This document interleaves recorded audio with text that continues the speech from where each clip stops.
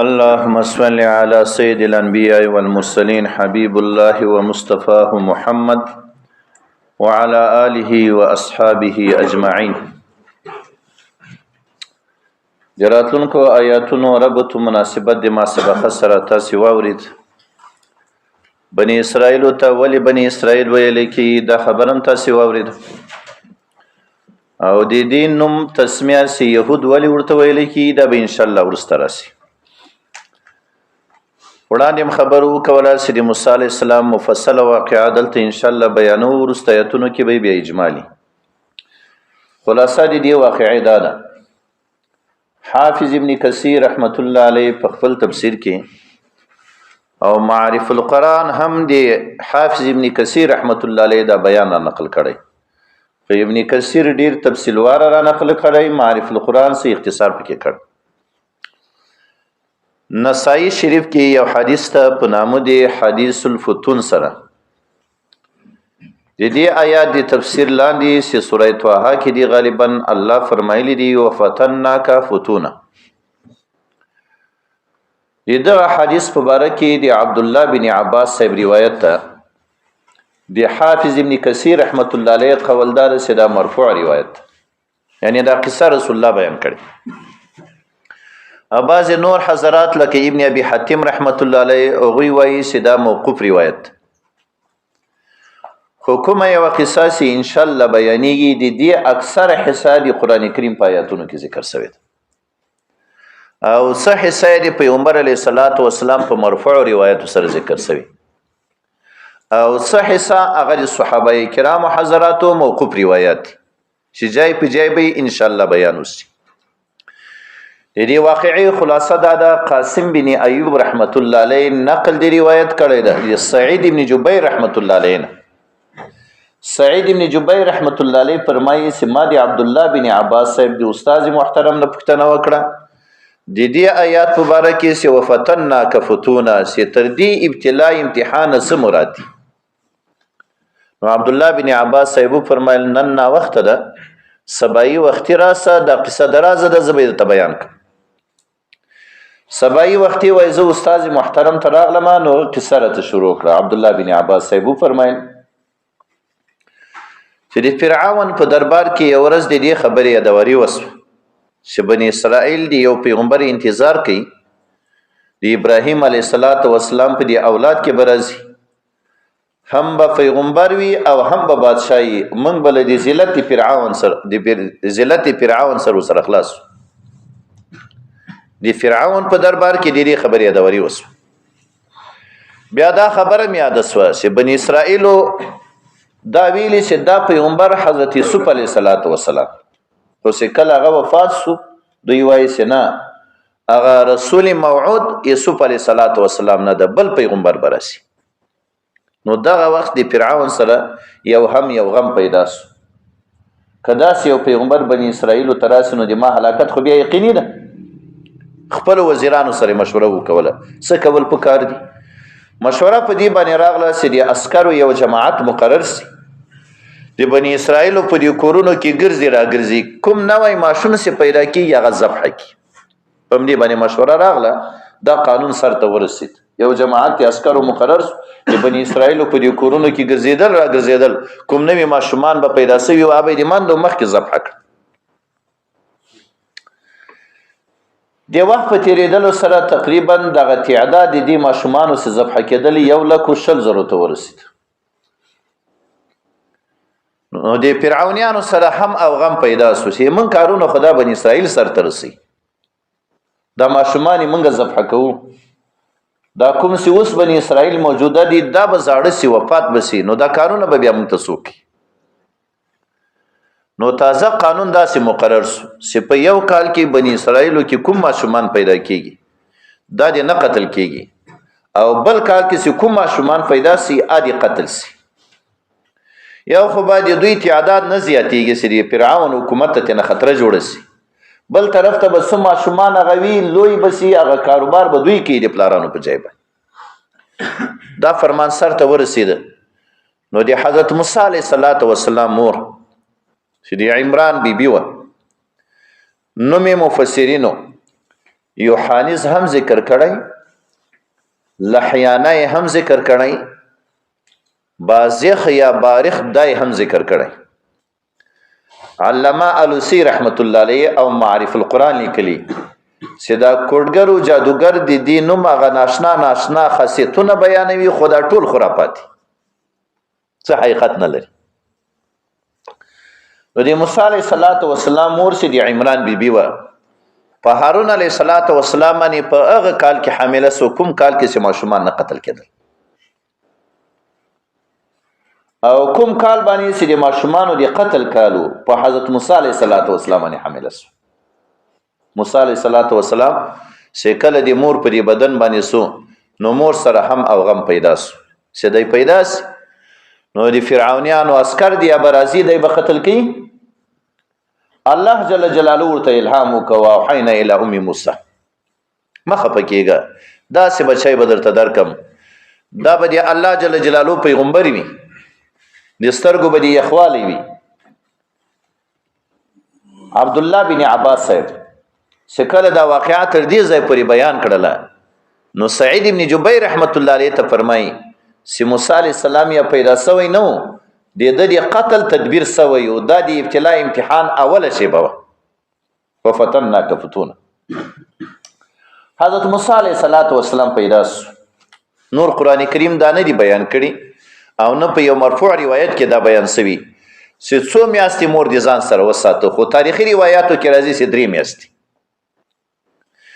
نور قصه قرآن کریم بیان کړی ده، د الله د جانب نه الهام و د موسی علیه السلام مور ته، صندوق کې کېږده او دا صندوق رود نیل ته وغورځوه. دغه کار د موسی علیه السلام مور سر ته ورسو. قرآن کریم دا جزم بیان کړی د موسی علیه السلام خور د مریم په نامه باندې.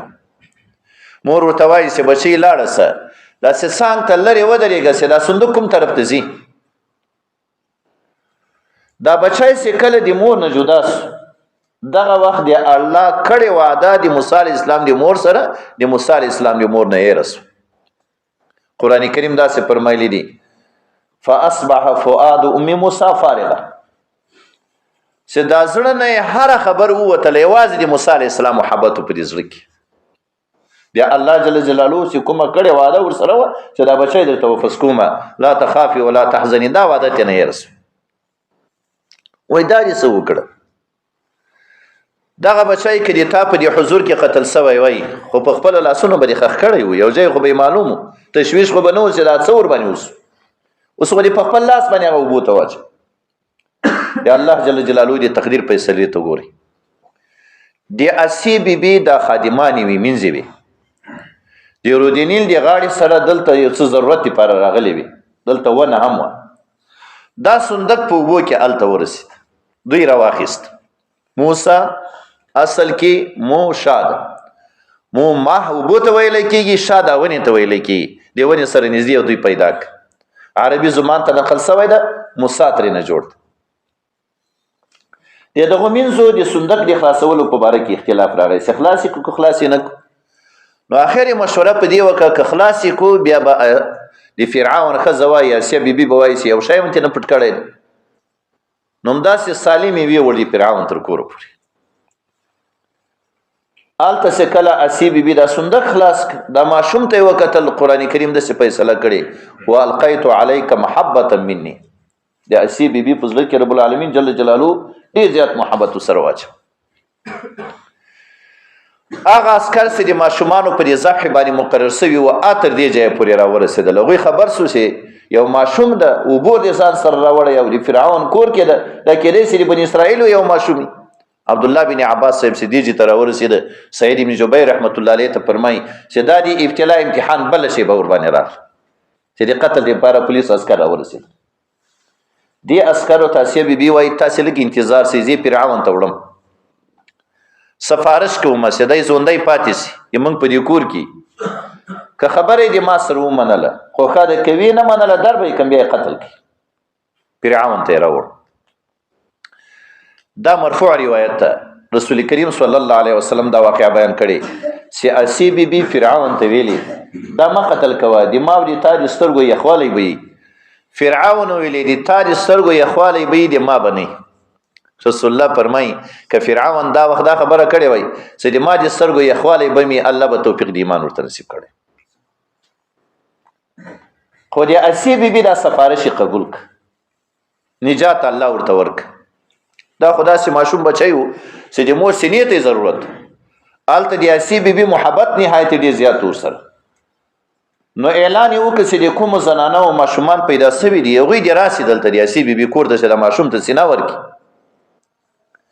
دا زنانه وی سراتللی موسی علی السلام به راوخیست دی وی زنانه سینه هم نه نیول قران کریم فرمایي وحرمنا عليه المراضع چې د نور زنانه او سینه مونږ باندې حرام کړي و زیاده یو وخت اسیا بیبي په تکلیف یو طرف ته محبت ډیر زیات سره بل طرف ته خطر و سي دی ولګي نه دی مړلس مين زی راوختلی دا واخلې د ځان سره بازار ته وسی هغه د فرعون بازار او خزه بندغه سي به سطر کې ګرځیدل زنانه او ته ورکوي کړي کومه زنانه سینه واخست دا یې کله بازار ته راوړ موسی علیه السلام ورته دی الله کړي وعده ور یادس ان رادوه الیک وجاعلوه من المرسلین تبه او بوته ورځي ماشوم به واچي زبې پیغمبر د تراونه بچی توای تلاړسه بازار ته ووزه معلومات وکړه به دا ورور باندې رسوس تاسو مریم بیبي بازار ته راغله ګوري چې هغه ورور دی اسی بیبي د منځو په دی لاس کې مرزعه ورته طلب کوي دی ور باندې आवाज وک ما ته د سي اهل بیت معلوم ده چې د ماشوم پرورش او پالنه درته وکي اغه عسكر په بازار کې ګرځیدل سي د ماشومان په دی قتل باندې مقرر اراغله د مریم بیبي ونی ولا تا ته دا معلومات کیږي چې دا ماشوم بچی چیرته پیدا شوی جلالین هم دا لیکلی دی او ابن کثیر هم لیکلی دی چې دا ډیر ویخاره و دی ویلي چې دا ما خبره دی وجه نه وکوله چې د فرعون دربار ته ځان په ورسوم دا چې مونږ څوک د فرعون دربار ته پریګری دي مونږ دغه کور ته مونږ څوک پریګری دې دې پر مې دا خبره وکول مور مې دا ماشوم بچای دا نو کېدې سي دا التلار سي او دا ماشوم هغه سینه واخلي په دې خاطر باندې ما دا خبره کړې ده په دې مې نه کړې چې دا د ماشوم کور ماته معلوم ده چې کوم کور کې پیدا سه عسکرو دا عذر او دا خبره منزور کړله وای خاطر دې موران مور سه کله راوستل موسی علی السلام سینې ته واچو سینې واخیستل یا الله جل جلاله کړي وعده ور سره ودا ورته یاد وسو نو اسی بیبي ویل ته به ما په کور کې دلته پات کېږي زی بنه دی مانه د دې ماشوم پیرا خو جدای په ما باندې ډیره ګرانه تمامېږي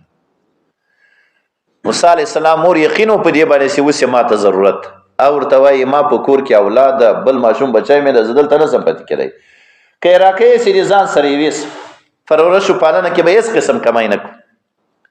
کای نه راکې دې ما ورته ضرورت نشته دی الله فیصله دي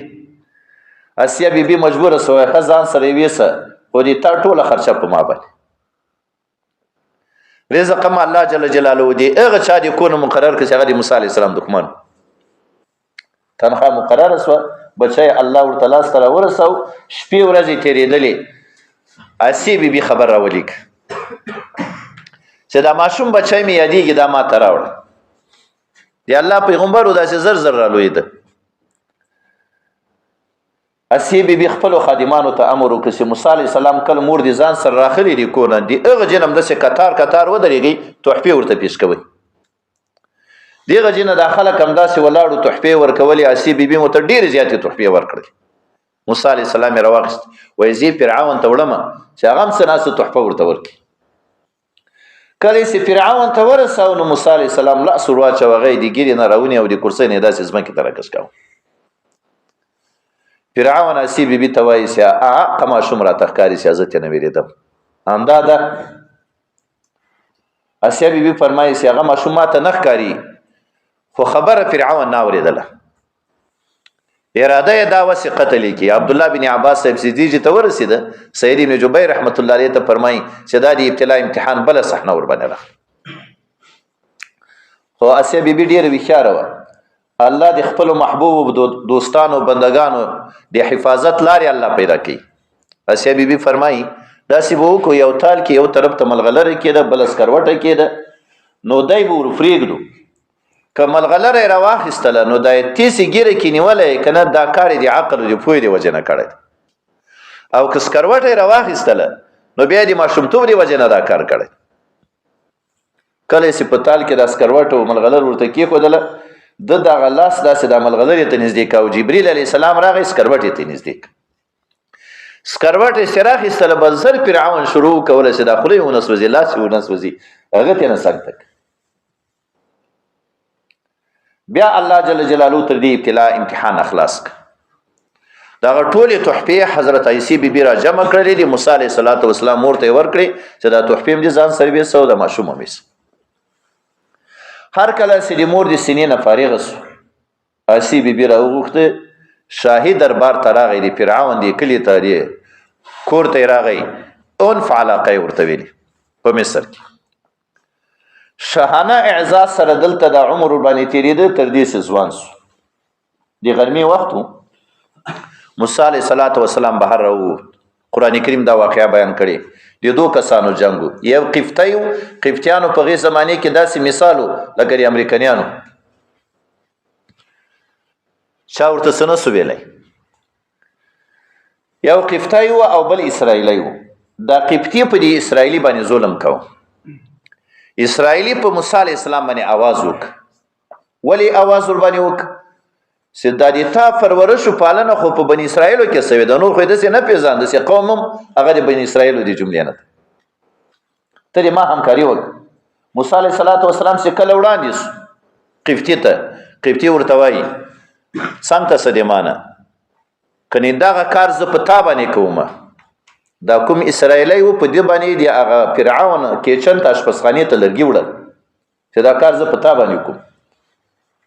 موسی علیه السلام چې سکر واچاو پیغمبري ګزارو جای په جای هغه قتل سو خو چاته معلومات ونه سو یوازې موسی علیه السلام ته معلومات او دی اسرائیلي ته معلومات چې موسی علیه السلام دا غزا وکړه خبره په مصر کې خبره وسوه چې قبطی چا قتل کړی ده خلک راغله عارض سو فرعون ته خبر وکولې تا په بځای کې قبطی قتل سوی وای قاتل پیدا کړي زه به قصاص ته نه واخلم قاتل خو چاته معلوم نو سبا ورځ په دې وخت کې قرآن کریم دا قصه بیان کړې ده موسی علیه السلام چې بهر راووته پرونه اسرائیلی ده د بل قبطي سره په جنجال موسی علیه السلام باندې آواز وکړه موسی علیه السلام چې وړاندې سو موسی علیه السلام چې نښه نمونو ته وکتل په دا اسرائیلي کې نقصان کله چې هغه ته متوجه سو هغه وویرېدلی موسی علیه السلام د څوک زور خو یې لیدلی و هغه وار دی وانه دا خبره وکړه چې تا اراده ده چې پرون یو سړی قتل کړ نن ما قتل کړې قبطي دا خبره واورېدله د قاتل خو دغه پیدا سو برای راس لاړ فرعون په دربار کې خبره وکوله چې د فرعوني قبطي قاتل حضرت موسی علیه السلام نو فرعون سخت غوسه سو ته د ما په کور کې اوسېږي د ما د قوم سړی دی قتل کړ وزیران یې راوغوښته مشوره وسوه فیصله یې د اعدام وکوله چې موسی علیه السلام د قتل سي او د ده د قتل لپاره مستقل اسکان مقرر کړ حبیب النجار مؤمن آل فرعون حضرت ابوبکر رضی الله عنه دې ته سباق الامم ویل کېږي په دا ټولو کې بهتر حضرت ابوبکر رضی الله عنه نو مؤمن د آل فرعون قرآن کریم ورته ویلی دي حزقیل په نامه باندې نور دا د فرعون ترزو یو څوک دا قرآن کریم نه ذکر کړي دومره قرآن کریم لیدي چې مؤمن دی آل فرعون دا په ډېرې خیرخواهي او په عاجلۍ سره موسی علیه السلام ته راغی چې د مصر نه ځان باسه تا په باره کې فیصله د قتل وسو عسکر په دې باندې ښه مطمئن و چې موسی علیه السلام ټول عمر په مصر کې تېر کړی بلد نه ده کوم طرف ته به لاړ شي لار ورته معلومه نه ده نور خو له دې نه جاهل و چې د الله پیغمبر د الله به ورته لاره وکړي موسی علیه السلام د مدین په طرف باندې را روان سو عسکر په دې باندې مطمئن اوسې د موږ نه وتلی نه شي خو موسی علیه السلام روان سو الله ورته لاره وښودله مدین ته نږدې دا بل ابتلا امتحان اوسې په موسی علیه السلام باندې راغی عبدالله بن عباس صاحب فرمایي دا بل ابتلا امتحان مدین ته چې کله نږدې ورسېده یوې سارا یوې دښتې ته شپونکیان دي مالونو سره یو کوهي ته یې دغه میږې راوستلې اوبه یې ورکولې دوه نجونې دي دا خپلې میږې نه پرېږدي چې د عامو شپونکیانو د میږو سره یو ځای سي موسی علیه السلام ترې نه پوښتنه وکړه دا میږې ولې اوبو ته نه پرېږدي دوی وار دی وار نه ویلې و ابونا شیخ کبیر چې څوک هم دا اعتراض په پلار باندې ونه کړي چې لورګانې دې بهر مالونه سري ورونه هم نسته ده فلار عمر زیات ته پیغمبر د شعیب علیه السلام د بنا په دغه عذر باندې موږ مالونه راوستلي خو اشپونکیان دي رجال دي موږ دا نه غواړو چې د سړیو سره دې موږ مال یو ځای سي نو موسی علیه السلام دلته یو کوی اوس یو کاڼی ورباندې ایښی لسو کسانو به جګاوه یا زیات یا بوکا وه داسې درنده زر زر یې دا میږې ورته اوبه کړې دا نجونې رسخت سوې لاړې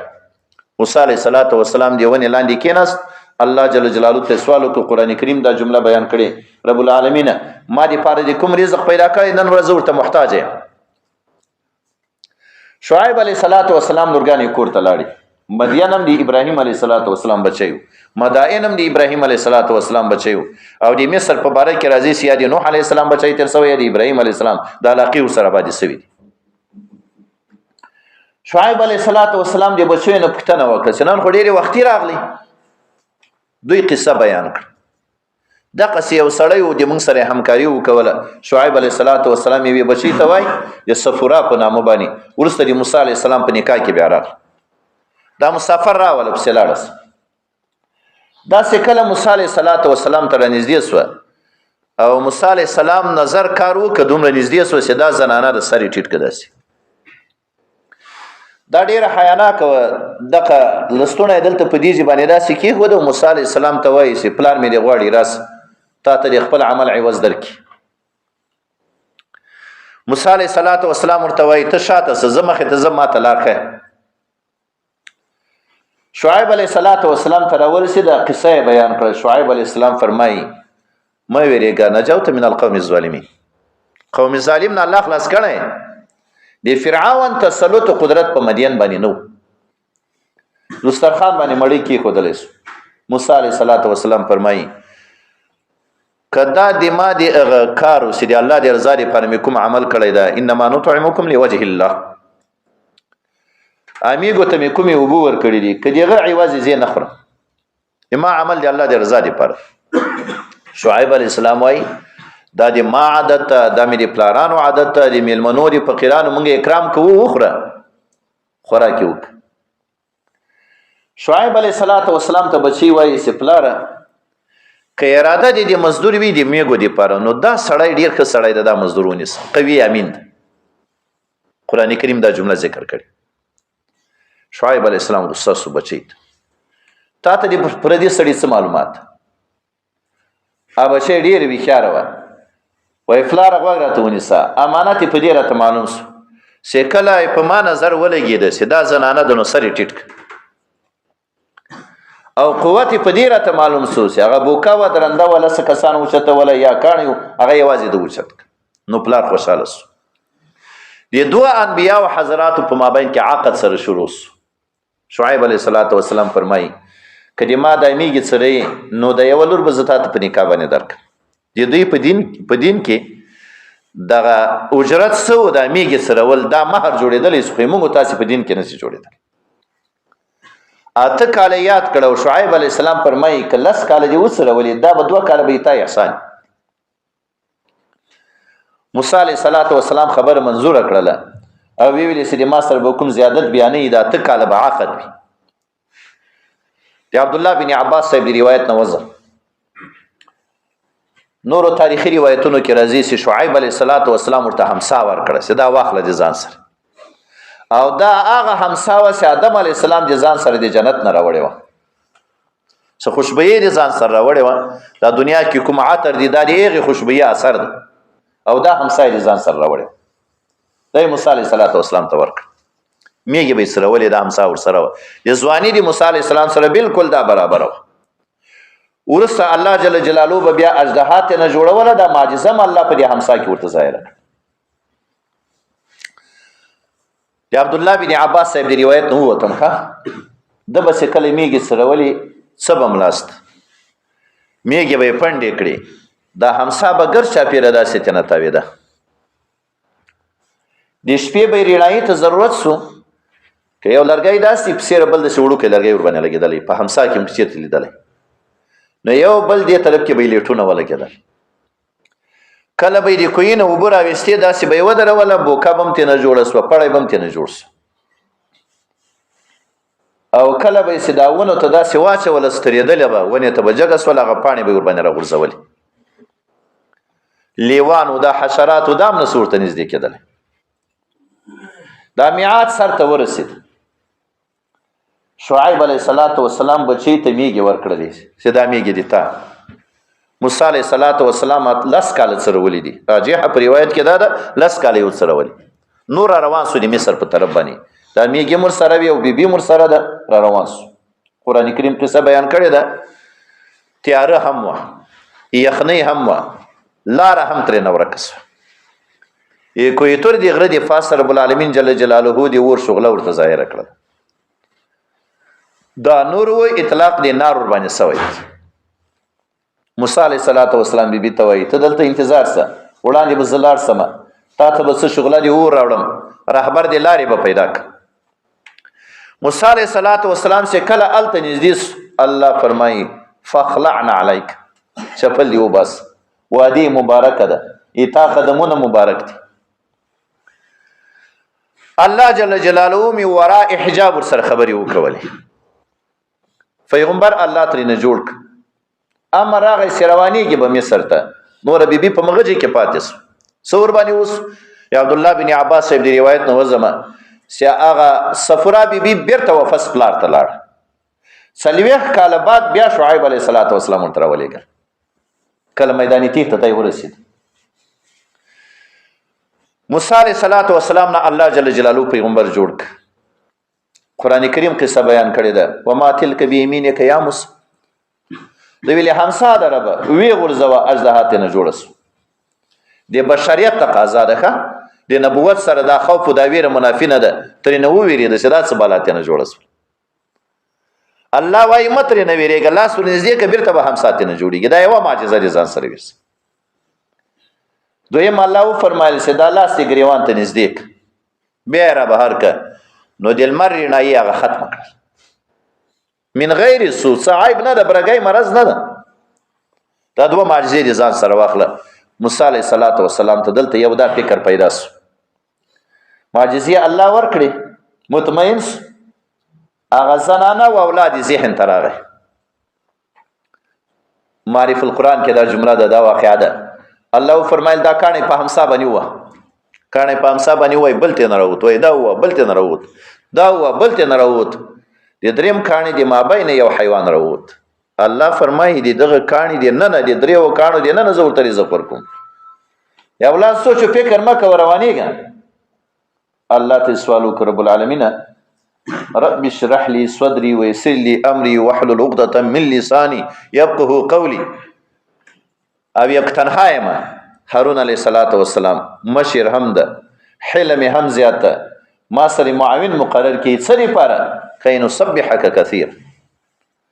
یا الله دې تا دې دین خدمت وکړو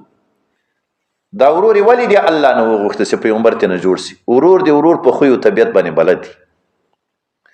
او دا سی ورور تا ته څومره تحمل کوي بل سړی دومره تحمل بیا نه کوي دا دعا م الله قبول کړل چې ته ورځې هغه به د مصر نه بهر تا ته راوتلی په دې گفتگو کې دا خبره مې یاده سوه چې دا فرعون خو ډېر ظالم ده موږ ته به مهلت راکړي را به یې نه کړي الله فرمایي زه در سره یم تاسې ورځئ وقولا له قولا لینا اول د نرمي نه کار واخلي موسی علیه السلام راغی د ورور سره یو ځای سو همداسې براه راس روان سو د فرعون تر درباره پورې ډېر وخت په دروازه کې ولاړو اجازه یې نه ورکوه هر کله چې اجازه ورکړو موسی علیه السلام را ننوت د دین دعوت شروع نو فرعون مطالبه وکوله تا په دې مدعا باندې د تا سره څه دلیل شته د همسا وغورځوله سوي غورځوله یو لوی منګور اژدها ترېنه جوړه سو دا غټ منګور مزل نشي کولی خو د موسی علیه السلام معجزه چې کومه ډېر تیز رفتار به یې کوه دې نه چې منګور جوړ سو نور ورتاو سو داسې د فرعون په طرف باندې هغه د تخت نه ټوپ ټول لاندې پټ سو موسی علیه السلام باندې آواز وکړ چې در بینې سي بس د دې ورځې نه دعوت شروع سو په مصر کې دوی نافرمانی او دی الله جل جلاله دی عذاب راتګ ملخان الله په مسلط کړ سپګي الله په مسلط کړ ویني الله په مسلط کړ طوفان ور باندې راغی چونګه کې الله جل جلاله باندې مسلط کړلی یا آیاتونو په تفسیر او ترجمه کې به ان شاء الله راس فرعون به موسی علیه السلام ته ویلي رب ته سوال وکړه چې دا عذاب دې موږ نه فرته سي موږ ایمان راوړو خو ایمان نه راوړو ظلم زیادت د بنی اسرائیل سره ډیر زیات شو دی الله جل جلاله دی جانب نه حکم راغی چې نور هجرت شروع دی رب العالمین غر کوي فرعون سره د لکرونه ته هجرت شروع موسی علیه السلام اعلان وکړ د چا عمر د سلوختو نه کم ده د اتلو سنه زیات ده دا خلک د ځانونه برابر کی بیا کفار خو چې مباح الدم مباح المال می د بنی اسرائیل دا زنانه وی وګرځي را وګرځي په قبطیانو زنانه او پسې سنن په من کې واده د تاسو د خپل زیورات مونږ ترا کې سی واده پکې تیر سره وسپین هغه امر جمع د عبد الله بن عباس صاحب دی روایت نو زما نو دوی د شپې روانېدل هجرت وکاو لار ته نو ورکه موسی علی السلام موسی علی السلام ویل دا لار ولې ورکه یو سړی زنانه وایي دا لار زکه ورکه د یوسف علی السلام کله وفات کېده نو وصیت یې وکړ چې ما اولاد مصر نه وځي ما به نه پرېږدي ما به ځان سره وړي د ما جسد وړي هغه د نفاتر وای کوم ځای کې وای دی ځای کې خیر وای نو لار پیدا سو دوی روان سو په بحر قلزم په طرف باندې فرعون خبر سو فرعون امر وکړ چې لښکر دې راجم سي هغه افغانیان ورته تقاوت وای دلته څو ورته وای ریټایر دا پوجیان دي مراسي دا خلک راجم سو فرعون ویل دا شرزمه قلیله ده کم غني خلک دي موږ د لښکرو په مقابل کې سبا ته په اطمینان او آرام په روان سو په دغه شپه باندې دوی هغه انتظار دي چرګ د اذان کوي صبح صادق په وخت کې کوم اذان کوي یو چرګم په مصر کې اذان ونک یا الله فیصله د سرازي بیا عقل کار نه کوي او الله دې دوی په اولاد باندې مرګ مسلط کړي بنی اسرائیل او د اولاد انتقام الله ترې نه واخست ماشومان مرسو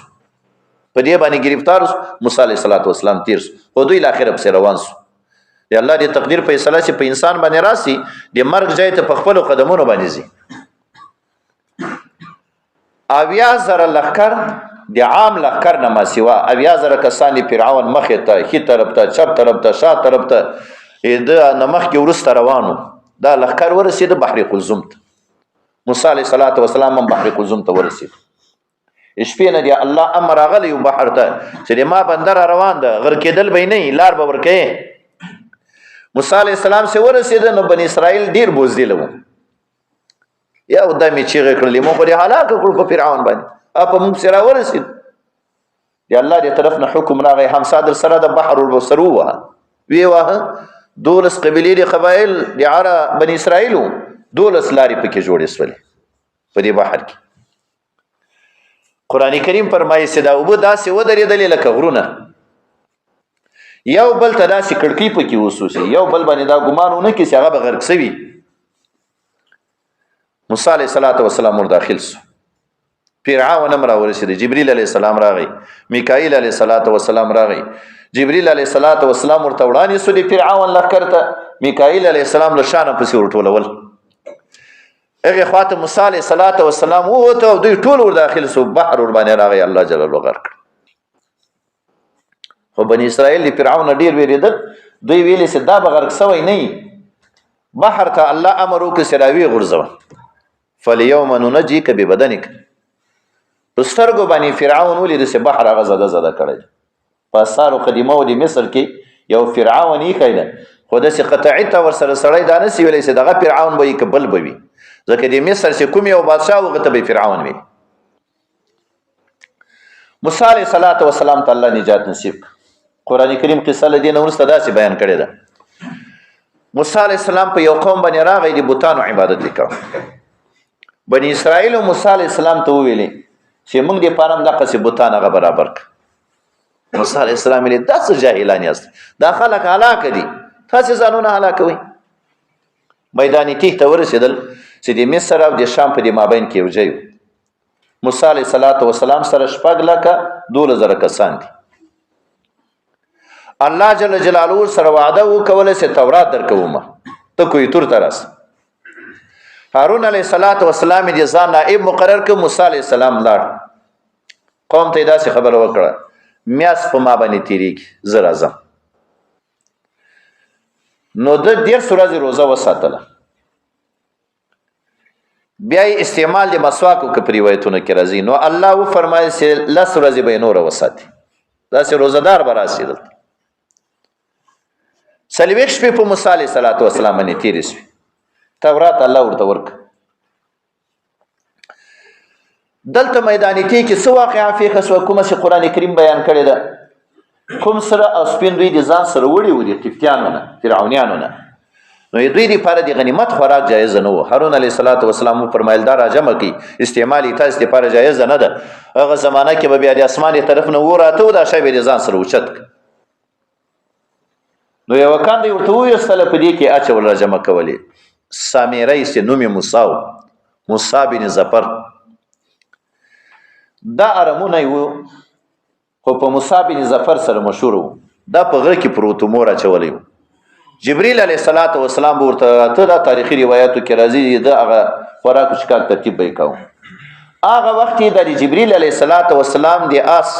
چې کوم اثراتو چې قدم به په کوم ځبانی کې خو د التبه ازمه کراشنس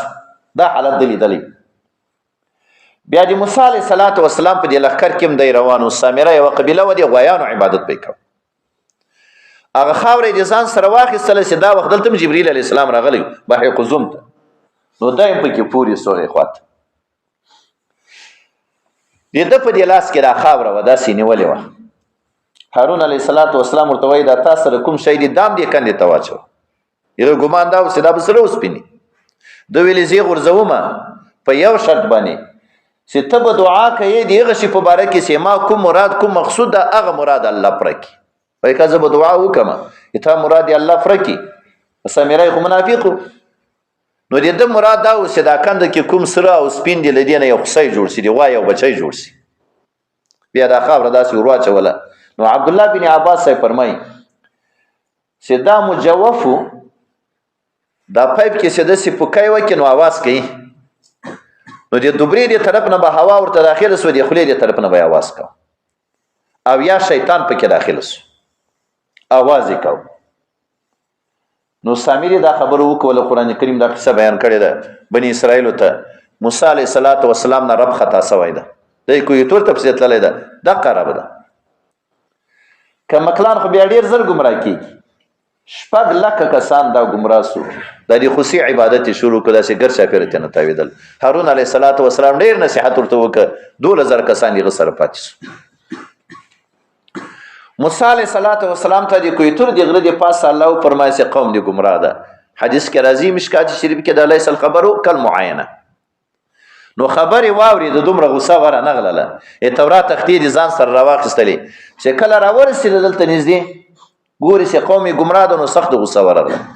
تورات تختید کې خودلې ورور تر وړاندې په دا یو لاس دلته د سر په دی وختانو کې ونیو څڼې په بل لاس په دا ګيري کې ونیو قران کریم هم دا جز بیان کړی او وای ورته سي ته دې سړي لپاره معنا یې مقرر کړي خلق دې قتل شي گمراه کېدل تاسو نه ویلي هارون علیه السلام ورته وای دي مور بچي مور نومي ورته یاد زړه کې رحم پیدا شي ما خپل وس کړی دین ورسته ورور پری خود هارون علیه السلام نو څوک نه ویریدل موسی علیه السلام نه ویریدل سامری تر وړاندې ولې دې عمل کړی ده د عبد الله بن عباس صاحب دی روایت نوزم جبريل علیه السلام راغی موسی علیه السلام ته خبر وکړه قتل کوي ما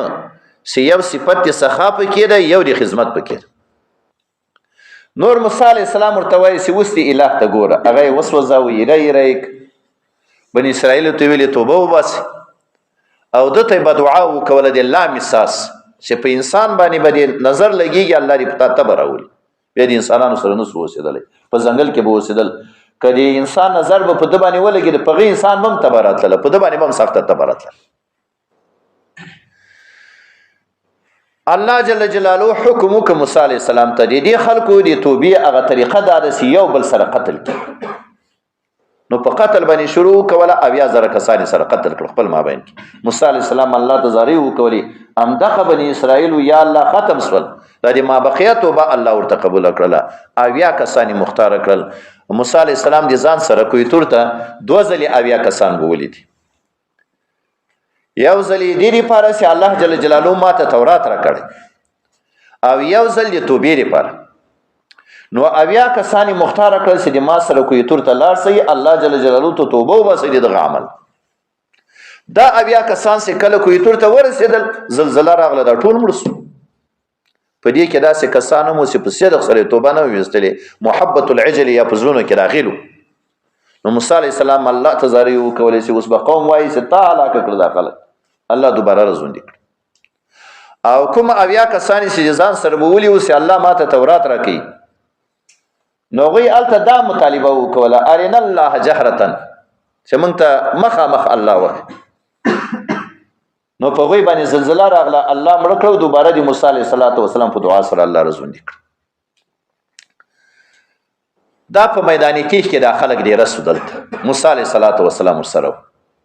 دا څه واقعات چې میدان تیح کې فی سوي تدریجي پر یو دا واقعات بله واقعات دا په میدان تیح کې الله جل جلاله حکم راغی بیت المقدس ته د عمالقه او د جبارینو په لاس کې ده. کم خلکونه یاستئ 6,00,000 کسانی دي الله انبیا در سره دي لږ ونې خوارۍ ده وړاندې سئ قرباني وکړئ د علاقه ونیسئ د تاسې اصل وطن ده. اسحاق علیه السلام یعقوب علیه السلام ابراهیم علیه السلام دا دلته پیدا شوي اسماعیل علیه السلام. دوی موسی علیه السلام ته په دې الفاظو باندې ویلې فذهب انت وربک فقاتلا ان هاهنا قاعدون. تر دې نه وړاندې ډېرې خبرې کړې وې ډېرې کیسې کړې وې خو موسی علیه السلام دومره ترې نه خفه شوی نه و لکه دا وخت خفه شو. او الله ته سوال وکړ چې نور دې ما او د قوم په مابین کې جدایي راولي. په دې میدان تیح کې به دوی اراده وکوله د ماښام په دې وخت کې چې ترې نه ووځي دا نه پرسخه په نه پرسخه کې یو سارا میدان و نو د شپې به یې مزل وکړ سبایي به په مغجې باندې ولاړو چې د کوم شي نه روان شوي دا چا چې د موسی علیه السلام خبره اورېدلې نه وه دا 40 کاله دوی دقسې حیران په دې ځای کې دا وخت داسې تېر کړو. خو بیا هم صالحان ورسره وو نیکان ورسره وو موسی علیه السلام و هارون علیه السلام و د دوی د ژوند ضروریات الله داسې پوره کړ.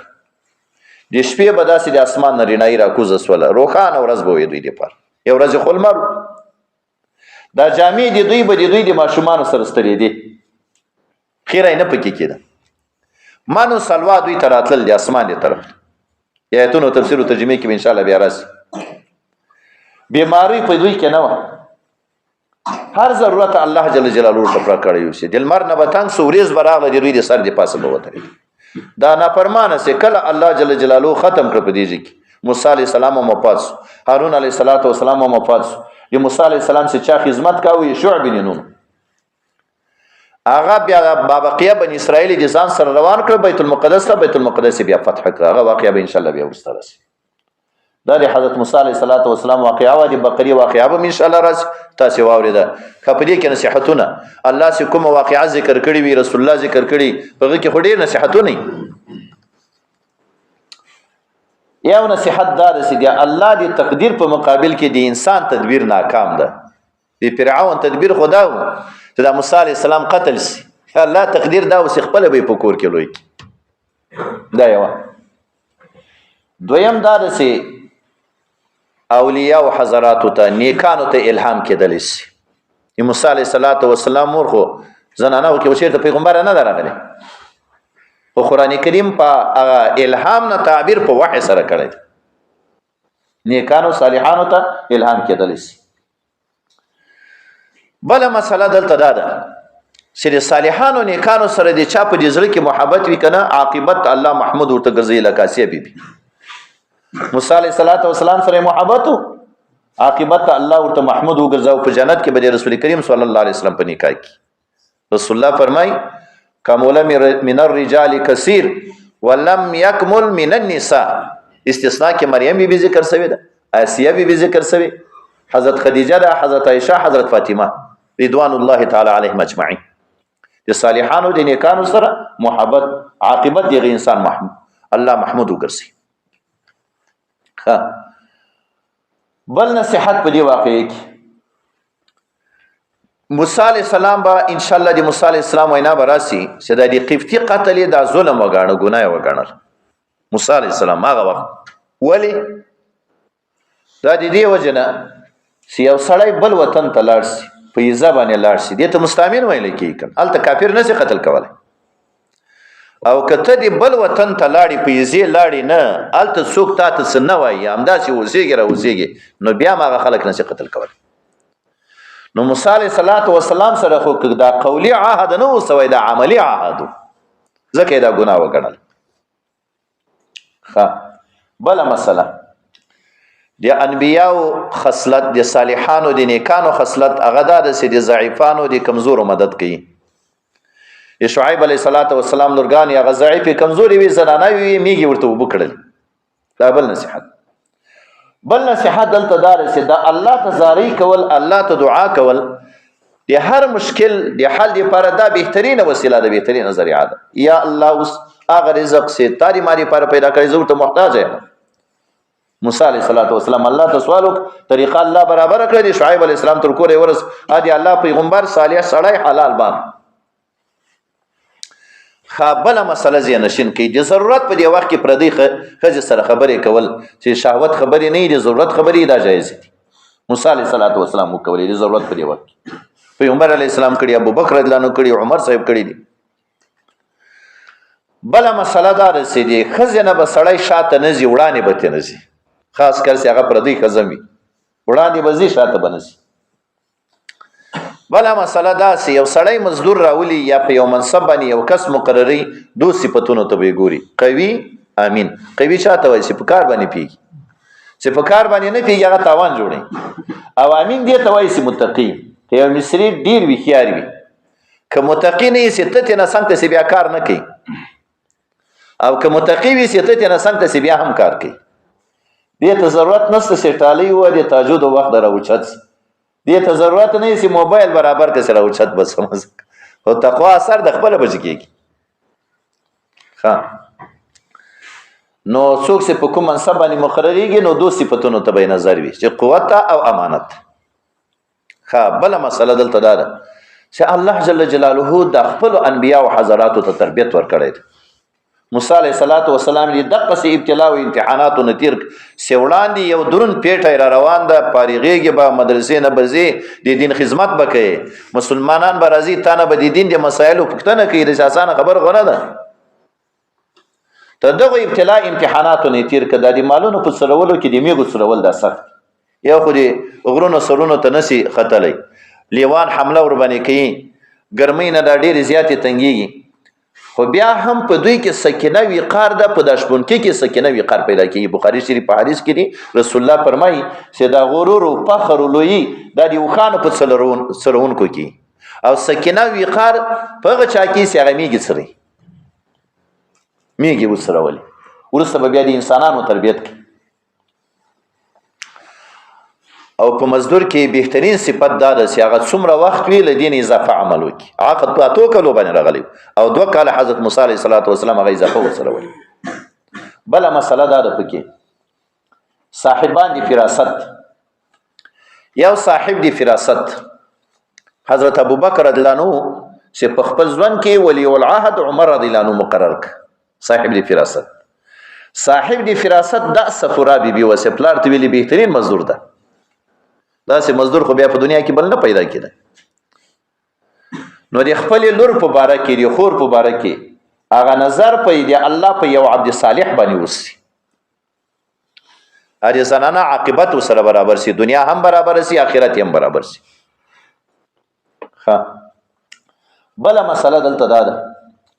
چې دا د دنیا ژوند ده دا طلب د اسبابو دا د توکل خلاف نه ده له بیبي سره یو ځای په دې سفر په دوران کې د بیبي دپاره ویل چې زه تا ته د اور شغله راوړم یا به د لارې یو رهبر پیدا کړم احد ته پیغمبر علیه السلام روانېده 2 زغرې واچولې غزوه احزاب په موقع باندې خندق وویست دا د دنیا ژوند د طلب د اسبابو دا د توکل خلاف نه ده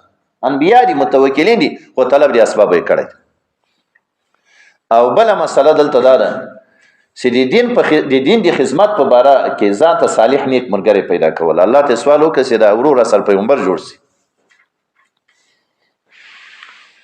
حضرت عمر رضی الله عنه یو والی و د حمص په دې علاقې کې حضرت عمر رضی الله عنه عمر بن سعد رضی الله عنه ترمذی شریف کې نوم یاد شوی ده معزول یک یعنی راوی غوښته هغه راغی عمر صاحب سی ولید کله نو ډېر داسې د فقر د مسکنت په حالت کې راغی داسې نیزه ورسره وه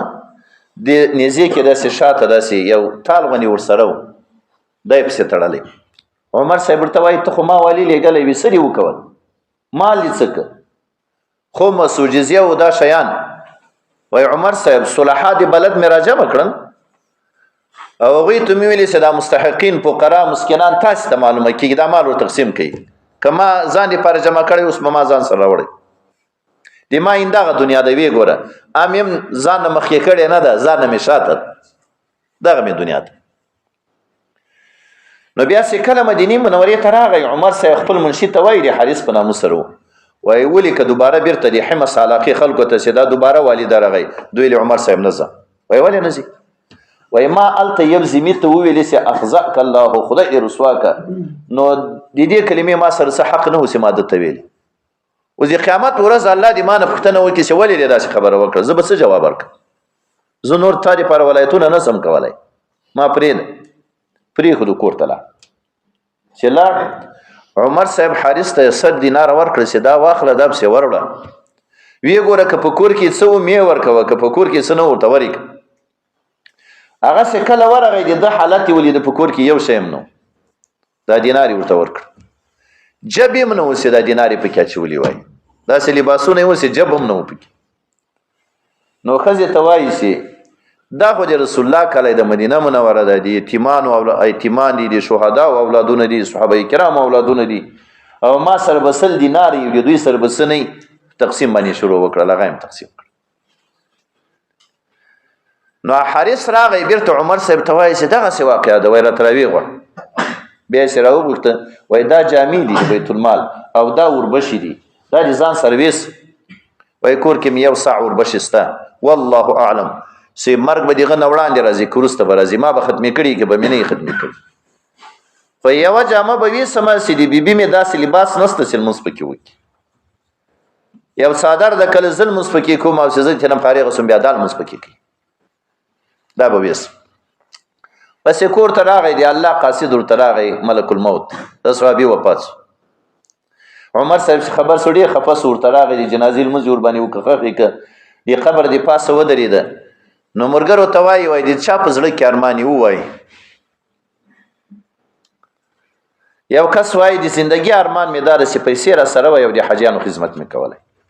یو وایي د ژوند ارمان مې دا ده چې پیسې وای او د مجاهدینو ته مې ورکولی عمر صاحب فرمایي د ما د ژوند ارمان دا ده چې ما سره د الله د دین د خدمت په باره کې دغسې سړي نو د موسی علیه السلام د واقعې نه ثابته شوه چې الله ته سوال کول چې خدای د دین په دین د خدمت په باره کې ښه ملګري راته برابر کړي علقمه وایي بخاري شریف کې دي چې کله زه شام ته راغلم د کوفې نه نو الله ته مې سوال وکړ 2 رکعته صلات حاجت لمونځ مې وکړ اللهم یسر لي جلیسا صالحا چې خدای موبایل نه مې وساتي نیک سړی راته پیدا کړي وایي ابودرداء رضی الله عنه الله راته راکړه هغه ورته وایي چې ته ما ته خدای پاک بدون د سوال نه راکړه تا خو سوالونه کوه نو د مسلمان سړي او د ایمان تقاضا ده چې الله ته سوال وکړي چې خدای د نیکانو د صالحانو صحبت راته نصیب کړي دا د موسی علیه السلام د واقعې نه ثابت د دین د خدمت په باره کې او بله مسله په دې واقعې کې دا ده د رسول الله په احادیثو مبارکو کې هم راځي د دعوت مسله ده د دعوت آداب دي یسره ولا تعسره د دعوت په باره کې نو الله ورته فرمایي فقولا له قولا لینا محدثین وایي اوس په دنیا کې د فرعون لوی سرکشه نسته ده او د موسی علیه السلام په شانتي داعي د هارون علیه السلام په شانتي داعیم نسته ده چې هغوی ته الله جل جلاله فرمایي چې ګوري د دعوت اصول دا دي چې داسې په ډېر اعزاز او په اکرام په ښو الفاظو سره به خبره کوي نو بیا به په هغه کس باندې داسې مؤثره تمامه سي قطب الارشاد لیکلی دي ابراهیم بن آدم رحمت الله علیه دا په لارې را روانو یو سړی شراب څښلی و الټې کړې وې قی کړی و دا سینه یې مرداره و پروت و بیهوش و داسې کله ورته ودرېده نو صفایي که په خولې کې اوبه ور واچولې هغه را بیدار سو چې ویې کتل ملا ګوره چې شرابي ته ناست ابراهیم بن آدم رحمت الله علیه ورته فرمایي چې ګوره د رسول الله امتي خو ما ځان سره فیصله وکړه چې مجنون به د لیلا د محبت د وجه نه د لیلا سپی ښکلوله نو دا خو زه وایم چې ما د الله سره محبت د رسول الله سره محبت نو د رسول الله د یو امتي خدمت به زه نه کوم هغه ویلې وایي توبه مې داسې بیا به ما شراب څښلي دغه نه م الله ولي الله جوړ کړ د دعوت په دې وخت کې داسې ښې عزتمنې خبرې کول نرمې خبرې کول دغه انسان زړه واخیستلی سي عمر صاحب فرمایي چې چاته خبره کوي نو داسې چاته یې کوه چې د خبرې قدر دې ورسره او که ضرورت پیدا سو نو داسې چاته وایه چې هغه در سره محبت لري چې کوم سړی در سره محبت لري هغه بیا ځان دې تا نه قربانوي د حضرت موسی علیه السلام د واقعه نه دغسې مسایل ثابته سو بیا هجرت دا خو د انبیا او حضرات سنت دي میدان تیح کې څه کېدل خو د بني اسرائیلو هغه خباستونه به انشاءالله لاندې تاسې واورئ چې الله د دوی په باره کې څه فرمایلي خو دا صالحان او نیکان چې په کومې علاقې کې اوسېږي مدارس وي طالباني حافظاني نیکاني دا د دغو خلکو لپاره لوی نعمت دی الله ده قرآن کریم کې الله فرمایلي قل بفضل الله وبرحمته فبذلك فليفرحوا وهو خير مما يجمعون دا برکتونه خو معنوي امور دي هر سړی خو په دې باندې نه پیږي نه پې اقرار کوي بیا الله دوه انبیا حضرات په میدان تیح کې د دوی سره وو جهاد یې نه کوو نافرماني یې کوله د بوتانو د عبادت مطالبه یې وکوله د خصوصي عبادت یې وکړه خالي صاحب خو بیا هم الله جل جلاله د ژوند ټول ضرورت په اسانه طریقې ورته پوره کړ دا د انبیاو د صحبت هغه برکت دی دلته موجود داسې به انشاءالله یکې بعد دیګرې د آیتونو په تفسیر او ترجمو کې د نور احکام بیان مراسي بس خالي صاحب سبحان ربك رب العزة عما يصفون وسلام على المرسلين والحمد لله رب العالمين ولا حول ولا قوة إلا بالله العلي العظيم يا حي يا قيوم يا ذا الجلال والإكرام سبحانك اللهم وبحمدك وأشهد أن لا إله إلا أنت أستغفرك ونتوب إليك